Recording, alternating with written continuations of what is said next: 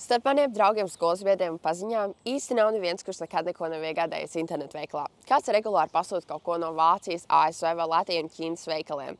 Kāds pērk oriģinālus, taču kāds cits pērk tā saucamās replikas. Kāds pērk preces sev, taču kāds cits varbūt pārpārdod tās nevajadzīgās un preces, kas, piemēram, to nedara saviem draugiem. Taču ir arī daudzi jaunieši, kas nodarbojās ar to dropshippingu, veidojot savu mazo biznesiņu. Taču, cik tas vispār ir legāli un droši, un vai jaunieši drīkst šādā dropshipping metodē savākt savu pirmo uzņēmējdarbības pieredzi, un kādi ir tie zemūdens akmeņi šai nodarbei? Iesim to noskaidrot. Labdien! Internets ir pavēris vaļā ļoti daudz jaunas uzņēmējdarbības iespējas, kuras ļoti aktīvi izmanto arī jaunieši. Sakiet lūdzu, vai pirkt preces internetā no ārzemēm un tad pēc tam tās pārdot Latvijā ir vispār legāli? Sveiki!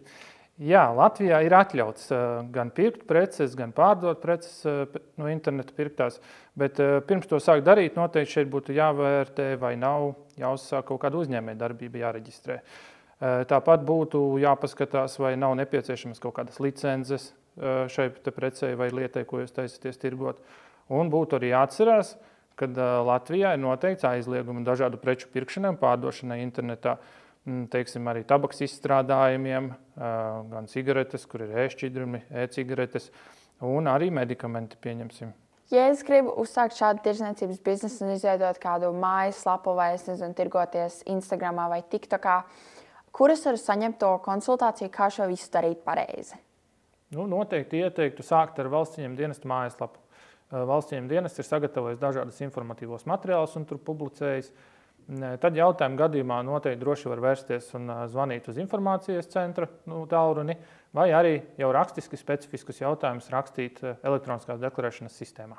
Kas ir jāievēro, lai šāda tirdzniecība neradītu nekādas nepatikšanas un problēmas?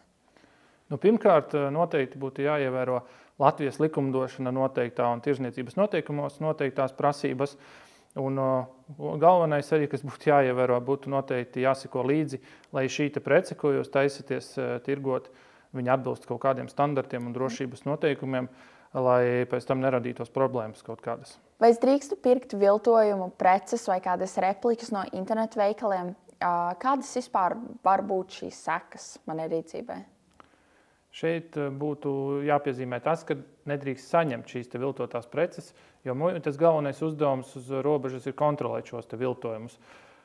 Protams, mēs esam Eiropas Savienībā un mums ir brīvais tirgus, un šīs viltotās preces var nonākt arī Latvijas tirgū caur citu Eiropas dalību valsti. Un iekšzemē internetu veikalus, parastos veikalus un tirgus jau mūs kontrolē valsts policija. Tad es noteikti gribētu ieteikt arī paskatīties ar patentu valdi kopā izveidoto video, kas ir viltotajā realitātē.lv mājaslapā, kur ir tieši video, kas ir viltotas preces. Interesantas lietas var uzzināt. Par muitu tālāk runājot, ja muita identificē, teiksim, šīs viltotās preces uz robežas, viņi kontrolē, tad noteikti pirmais, kas tiek darīts, ja kontrolas pasaukumos kaut kas tāds tiek identificēts, tiek paziņots preču sūtītājam par to, ka šis sūtījums tiek aizturēts. Un šeit arī nepieciešamības gadījumā tiek veikta ekspertīze, jo tie viltojumi ir gana pārliecinoši mūsdienās, kad bieži vien, lai noteikti, vai tas tiešām ir viltojums, tiek pieaicināts arī pats preču zīmes turētājs, un viņš veic šīs ekspertīzes. Un, ja šis slēdziens, protams, ir negatīvs, ka tas ir viltojums, tad šīs preces ar lēmumu tiek konfiscētas un preču saņēmējs viņas nesaņem. Šis ir īsts viltojums? Jā, tagad jau viltojumi ir diezgan kvalitatīvi. Ar pirmo acu uzmetienu nevar pateikt, ka tas ir viltojums. Šie gan ir speciāli no muitas noliktavas atvesti jums parādīt, jā, ka tie ir viltojumi. Noteikti viens no identifikatoriem, kas ir kāds īstais, būtu cena. Jo viltojums ir noteikti stipri lētāks. Tur var būt dažādi kvalitātes jautājumi. Iegādājoties preci, viņai var būt nepatīkama smaka, jo ir izmantota neīstā līme. Varbūt šuvums neatbilstošs, viņai var būt iekšā odere nekvalitatīva, kas var bojāt arī pēc tam pēdu. Jā. Es domāju, ka tā sajūta jaunietiem, kas ļoti gaidīja savas jaunās Yeezy kedas, protams, ka feikus, jutās vienkārši tik sagrauts iekšēji, kad saņēma to paziņojumu, ka prece tika aizturēta muitā. Nu, vai, piemēram, šīs somiņa, es nesaprotu, kāda jēga ir vispār iegādāties šos feikus, jo no vienas puses tu gribi tā staigāt apkārt un izlikties, ka tev ir kāda baigā luksus prece, un tad tu pats taču apzinies, ka tas ir feiks. Kādas preces vispār vilto? Nu, galvenokārt vilto apavus, apģērbus, rotas lietas, smaržas, visu, ko varam iedomāties, visas populārās lietas, ko varbūt ikdienā tik bieži nav pieejami šeit, un cilvēks redzot, kad internetā ir iespējams iegūt par stipri mazākām naudām, lētāku, izvēluši iegādāties. Jā. Cik bieži muita vispār noķer šādus viltojumu paciņus un kas ar viņām tālāk notiek? Nu, ja tiek konstatēts, ka viņas ir viltojums, tad viņas noteikti tiek iznīcinātas. Ja runājam par biežumu, tad 23. gadā tieši par pasta sūtījumiem tie bija 230 sūtījumi.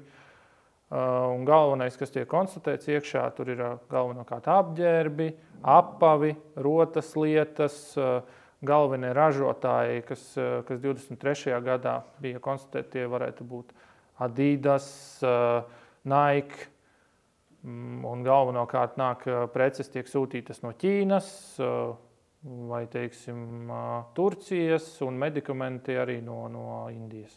Vai Latvijā ir kādi noteikumi, kas regulē dropshippingu, un kur ar tiem var iepazīties? Dropshippings būtu saprotams kā atsevišķa e-komercijas forma. Pats biznesa veids ir balstīts uz to, ka internetu veikala tirgotājiem nav savu preču, bet viņš veic mārketinga aktivitātes, kuru vārdā preču piegādi un pārējās lietas veic citi uzņēmumi. Atsevišķi dropshippingu nereglamentē kaut kādi noteikumi, bet viņš pakļaujas vispārējai kārtībai. Un kādi tad tie būtu kopējie noteikumi? Ja pēc ekonomiskās būtības šie darījumi ir, lai gūtu peļņu, tad noteikti ir jāreģistrē uzņēmējdarbība. Ja nav sasniegts 18 gadu vecums, tad noteikti būtu jābūt pārstāvim, aizbildnim, tie varētu būt vecāki, kas varētu pārstāvēt un juridiskās lietas sakārtot. Sveiki, jaunieši! Es pieļauju, ka visi noteikti, ka kādreiz ir iepirkušies internetā. Vai jūs varat tā īsumā paskaidrot, kāda jums vispār ir bijusi pieredze ar to? Es esmu pasūtījusi drēbes un kaut kādas lietas, bet dažas lietas arī nepasūtīju veikalā pirkt. Es arī drēbes un tā kā dažas lietas nopirku, ko veikalā nevar nopirkt. Jā. Es pārsvarā nepasūtu internetā, bet ļoti reti. Es teiktu, ka es diezgan daudz pasūtu. Pēdējā laikā varbūt ne tik daudz, bet man patīk, ir diezgan ērti. Jā, ir ērti. Es pieļauju, ka jūs noteikti visi esat priekš skolas taisījuši tos biznesiņus sociālajās zinībās.